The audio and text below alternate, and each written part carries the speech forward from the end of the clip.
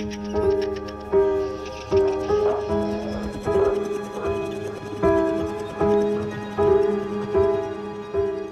name's Francis Bruss. I'm the audio director here at Red Barrels. So my day-to-day job is to figure out special ways to creep people out and to make audio an integral part of the Outlast brand. From the VO recordings, from music, from sound effects, from integration, pretty much all the facets of audio is what I do. Having a new composer for the game is a huge, huge part of Outlast Trials. That's something that we're so excited about because the whole goal of having Tom as a composer is using his ability to tie everything together into one unit of a game. Tom has an amazing background in video games. I can't list half of the game that he's worked on. He gives master classes to other composers. So for him, he was just incredibly motivated to be part of Outlast Party.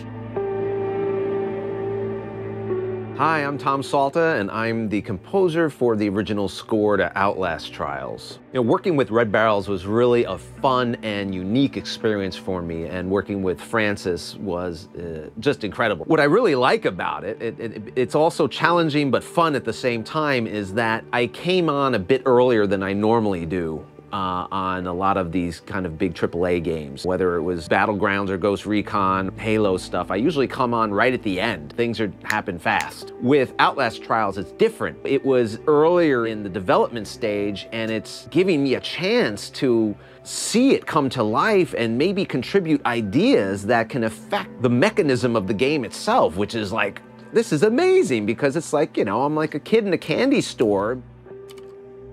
So for the theme of Outlast Trials, we obviously wanted this to be really super special. And me personally, given my love of this game and the music that I'm doing, I wanted it to check off a few things that I really didn't have much precedent for. I wanted something that was just purely scary to listen to. I wanted also something that had some melody to it, something that was memorable but also with a melody, and something that was simple enough that you could just play it on a piano. One of the first things that that came to mind, and I don't know where it came from, was that little phrase, that da ba da ba ba da ba.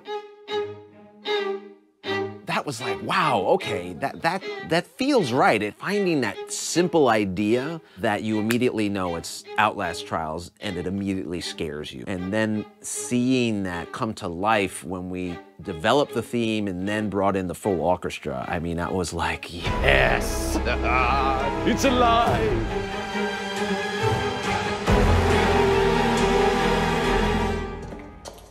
50% of the experience is audio driven.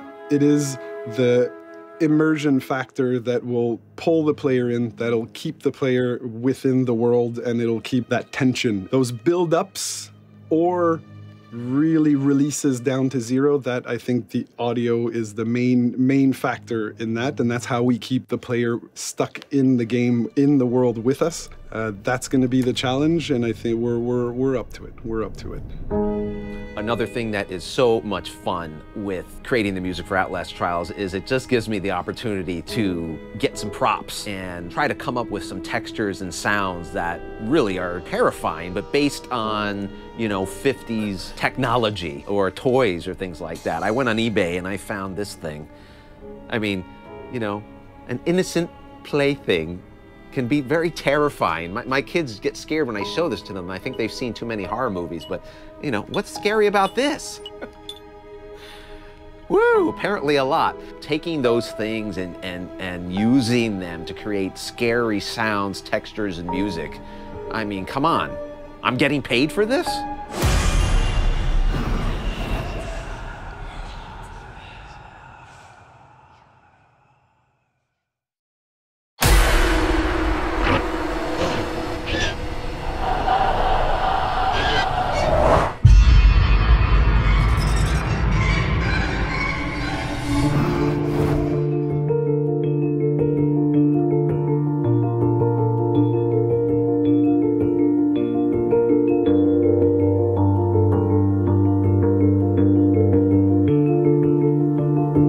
Outlast has this history of creating those very iconic enemies, and I feel like fans are expecting us to deliver those iconic enemies again in a different level. We tried to kind of figure out how the infection is gonna work in the characters with all the new mechanics and with all the new abilities that we have, but we don't wanna make it like too high in terms of technology, because in the 50s, everything was a little bit more limited. My job is basically kind of trying to do a lot of the research of how make something that looks high tech look like low tech and give this 50s twist to it. And it's pretty fun because at the end of the day, I have a lot of possibilities of creating those characters and trying to portray a little bit of their daily basis.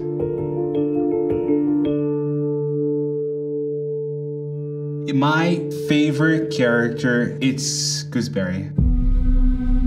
I was completely intrigued by her story because she is this TV show host for kids. But like off camera, she has this whole like dark side, and she's supposed to look like motherly looking. She's supposed to have this like motherly feel for kids, but in reality, when you look at it, it's a completely different story.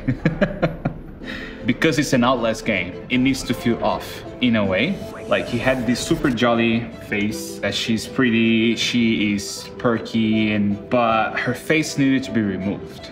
And we had all these like references of prostheses of people that go to war and they lose their face, they have their face burned. And the couple of first sketches, it was already way too off, and this is something that we wanted to avoid. You know, we had something, but it was not there. So the moment I did the third interaction with her was the moment that they were like, all right, we have something there. Gooseberry is a double character. She has major daddy issues, and the puppet is the full representation of her father, which was a horrible person. And from there, we passed it over to the 3D team, where they did an amazing job portraying her in her most beautiful way. Coil is our second prime asset in the game. He is this police officer with a very distorted notion of law. Whatever you think is right, he's gonna put his twist on it. He likes to torture his victims with electricity in many different ways. He has this sort of fetish of sexual assaulting people with his baton. Coil is not only about the mechanic of playing, but also the background and his twisted ways of showing law. Thank you for volunteering for the therapy. There's a lot of anxiety on my part because creating a game takes a lot of time, and creating those characters, making them come through and like, you know, shine, it takes a long time because it's a collective effort. Animation, effects, programming, you know, until we actually see the full thing, it might take like 3-4 years, if not more. Because these are very important characters at the end of the day, and you know, it's a lot of work.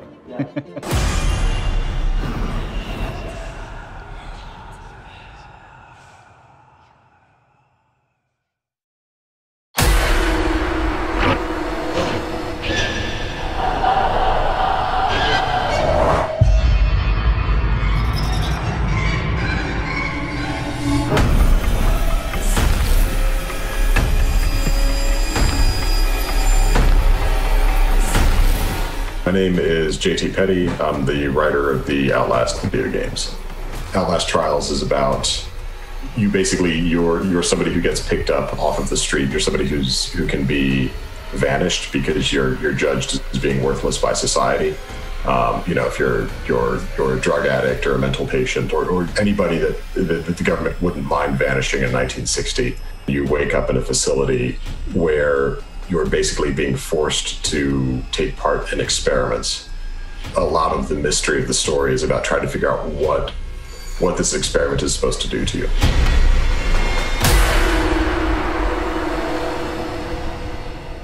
I mean, so we wanted to set this one back in 1959 because I think the mystery of the origins of Murkoff have always been something that's just been a really interesting thing to want to explore. I also feel like 1960 is such a prime time politically in terms of secret decisions that really shaped the way the next Century is going to go. The Outlast Trials takes place before any of the other Outlast games, and so we'll be able to explore things that happened before Outlast 1 that maybe you are interested about the backstory of, or seeing some characters, maybe learning about their history before any of the events of the other Outlast games. And it draws a lot of inspiration to experiments that were actually done in Montreal on people, on their brains, on their behaviors. It's lore to us, but it's real history to real people. It's been a huge inspiration, and it's a story that hasn't ever really been told in video games, to my knowledge, so we're really excited about it. Hi, my name is Carl Chignara. I'm a psychiatrist. This is the Allen Memorial Institute. It's a great training center, but it's also where Dr. Cameron's experiments occurred, linked with MKUltra. MKUltra was a large secret operation by the CIA that ran from 1953 to 1973. That was in the early days of the CIA. Their basic aim was to find ways to modify behaviors. The director of the hospital, this famous psychiatrist, Dr. Donald Ewan Cameron, was experimenting on patients. He claimed he could remove certain unhealthy patterns in the mind of patients and replace it with healthier patterns. So that intrigued the CIA. They first funded all kind of research that was going on. So things like mind-altering drugs, things like how to implant a device in the brain and remotely control somebody. So there was research going on, but they only went so far. What they did that was much more unethical, they became rather obsessed with LSD, and they did all kinds of weird experiments with it. They hired prostitutes to slip LSD to clients unknowingly, and then they would observe whatever occurred. They even would give LSD to CIA employees without their knowledge, just to observe what it does. So that's really dangerous. I mean, today it absolutely sounds like it's a conspiracy theory, but it actually happened. You can imagine that having things like sleeper agents, controlled assassins, would be kind of the perfect spies. A sleeper agent, in theory, is an agent, spy that doesn't know that he's a spy, that he can be activated from a distance. So in my opinion, if the CIA, or if anybody really could crack mind control, they would have the most devastating weapon in human history, more than nuclear weapons. Get back!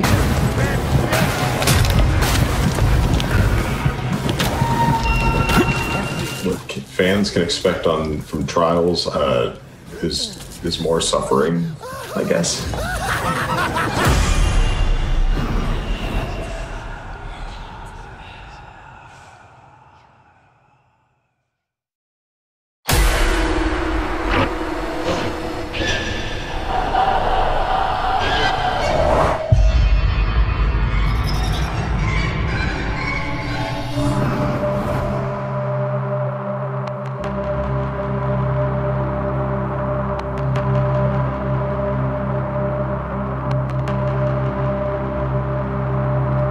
My name is Stefan Petrina, and at Red Barrels I'm sort of the principal animator, the animation director. I'm the animator that has been here since pretty much almost the beginning. Generally speaking, I'm here to kind of ensure the animation quality of the game. The designers have a game in mind with characters and rules, and I'm there to kind of help communicate those through character animation.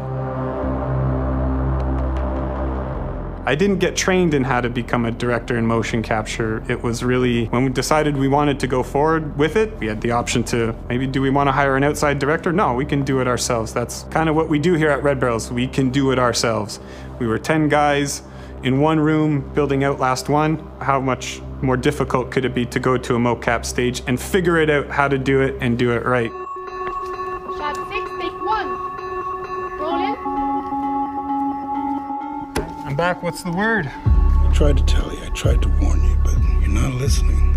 This is your last chance. This setup is for our character, Mr. Noakes, who's a lobby denizen. He's a character that you go and buy upgrades from. And he has a story to tell along the way. So today what we're going to be doing is capturing Tyrone, our actor, playing Noakes in Noakes' environment. For a shot like today, it's about a lot of body motion, a lot of attitude, a lot of micro movement that we're not always aware of when we're talking to people in conversation, but a lot of stuff that just gets captured automatically with motion capture, so that when we feed that into our character in game, it has much more of an organic appearance because it's moving with all the little nuances that people move with. And then we have a lot of the big sort of identifiable actions, the gestures that go along with conversation. Well, maybe your dog wants to play fetch. Yeah. Fetch, go. Go get it. Yeah, buddy!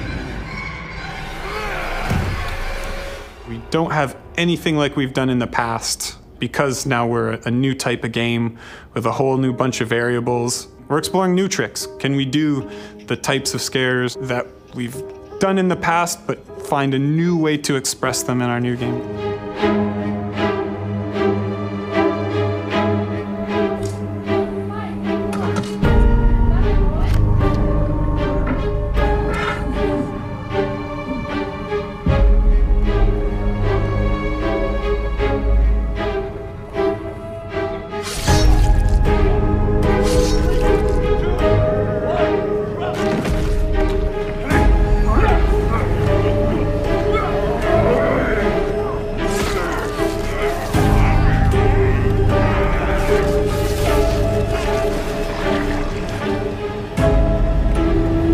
What would I say to fans waiting for the next game? Be ready and be afraid.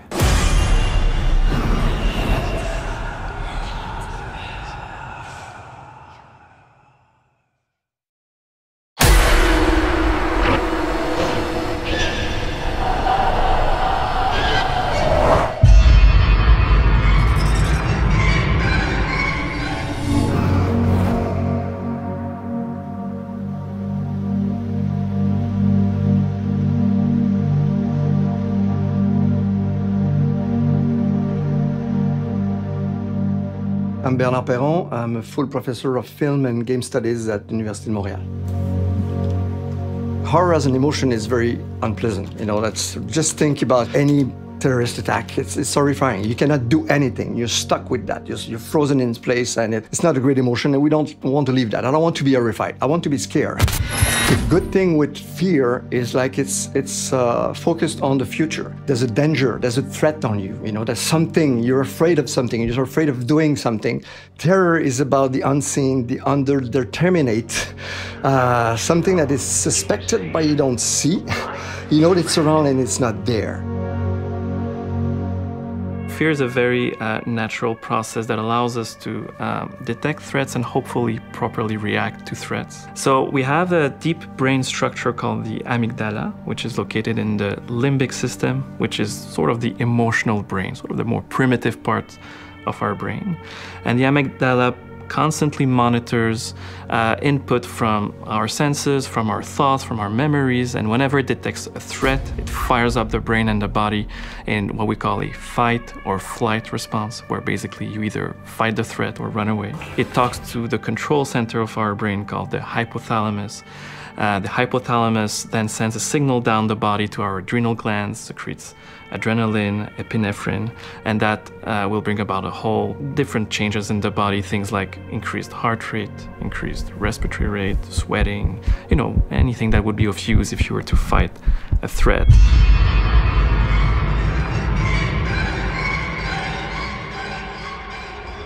With video games, the simulation bring me to get in. It's a rush. There's something that, you know, that's very intense. And then since we're in the bounded experience of fear that we know that we are not in danger, I can live this negative emotion as a positive emotion. It's fun to be scared. I think people love to play horror games because the fear is creating a really primitive emotion. I think people, whether it's horror games or horror movies, they like being scared because it makes them feel alive. I think video games have the potential to be much scarier than movies and books. With immersion, you can trigger the fear response system. So if you trick your brain into believing that there's some sort of threat, you will have the physiological fear response while you play a video game. And this can be enhanced by good storytelling, atmosphere, gameplay, interaction, sounds, music, graphics. Being afraid of things is one thing, but having pleasure from it is another thing. So if you have a sense of mastery or control over the fear, that can bring a sense of well-being, pleasure that could be quite fun.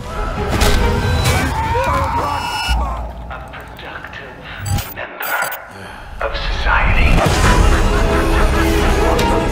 Thank you for volunteering for the therapy. With Outlast, for me, I'm teaching that and I'm studying that. They can go as far as they want because I know this is, they want us to be horrified, they want us to be scared, they want us to be terrified. And then you have all that in Outlast. You're gonna have the horror of the torture, you're gonna have the fear of knowing that, the patient's gonna get on you, and you get the terror of not knowing what's in front of you, what you're gonna get in front of you.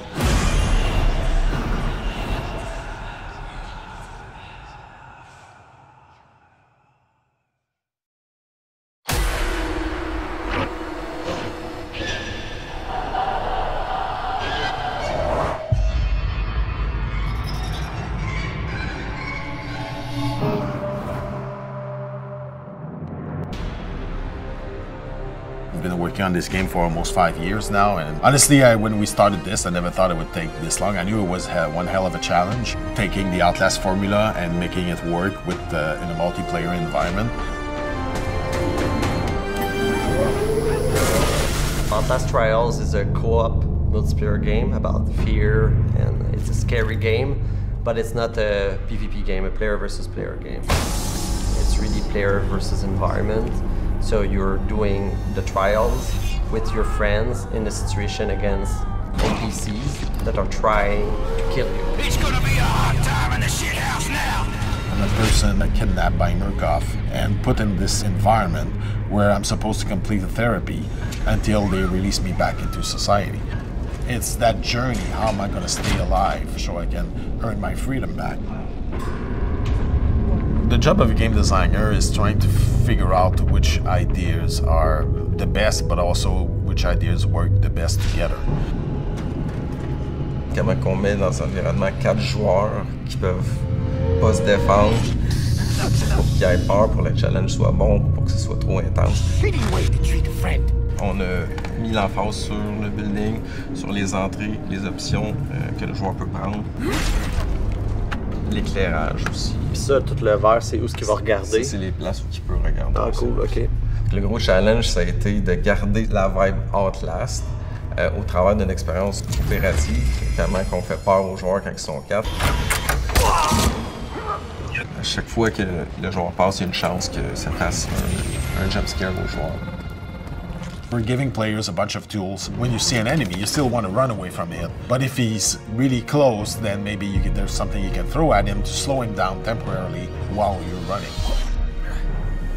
Créer un niveau dans Outlast Trials, le challenge, comparativement à un jeu qui est plus single player, c'est qu'il faut créer des événements où ce que les joueurs aussi vont se séparer. Les joueurs vont aller faire un gameplay dans leur coin, puis ils vont se ramasser seuls. On veut que tant que ceux qui veulent l'expérience solo, que l'expérience à plusieurs joueurs peuvent profiter pleinement du jeu.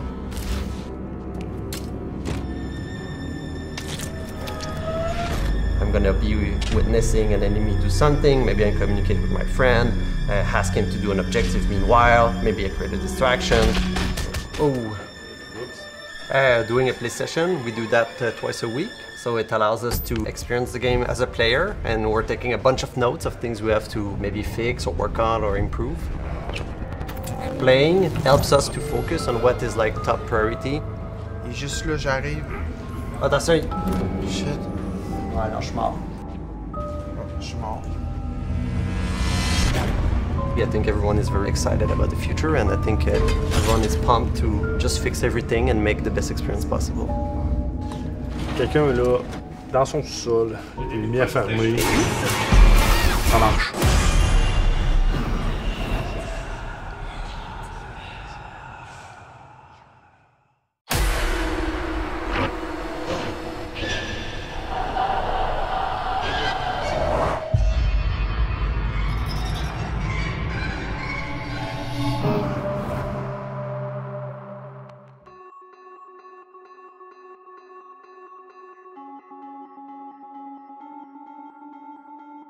When we finally got the money to start production of the very first Outlast, we released the trailer. I've been waiting for this game for a long time and...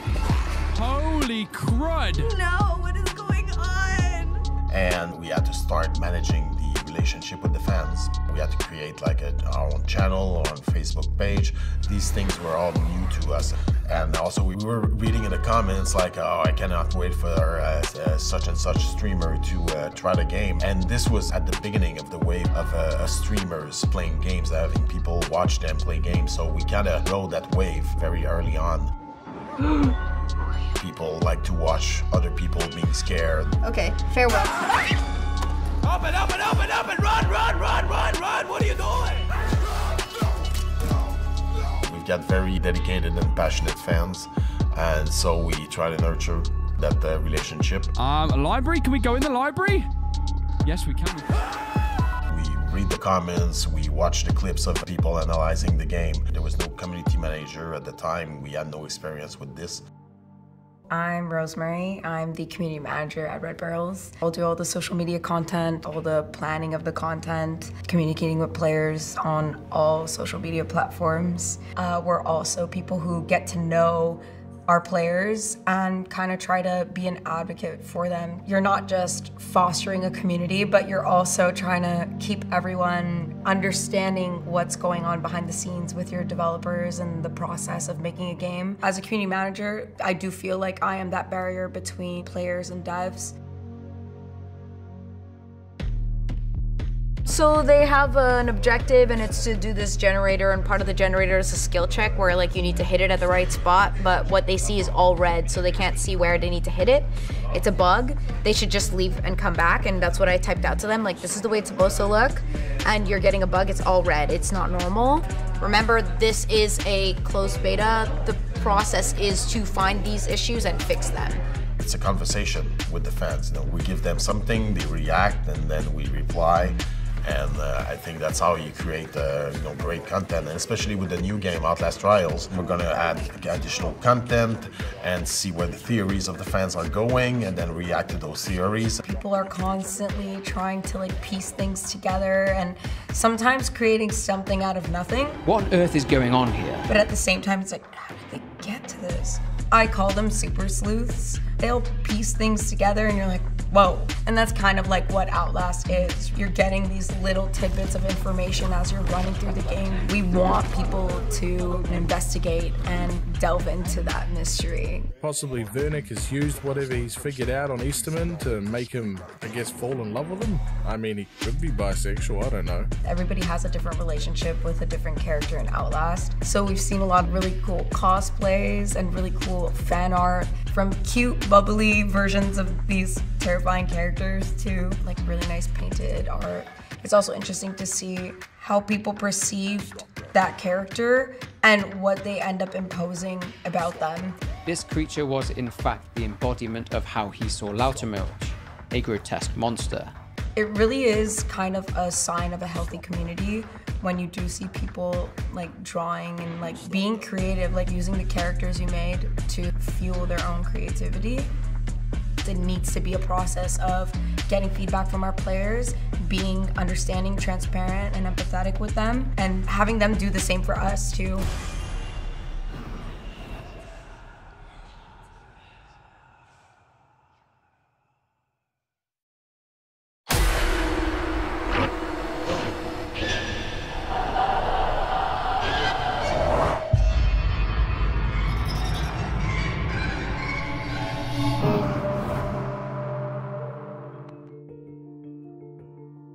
The new game, Outlast Trials, takes place in 1959, so it's really in the middle of a Cold War. So we came up with this idea that Murkoff has this huge hangar and create an environment to train the soldiers, which is something that the army did back in the days.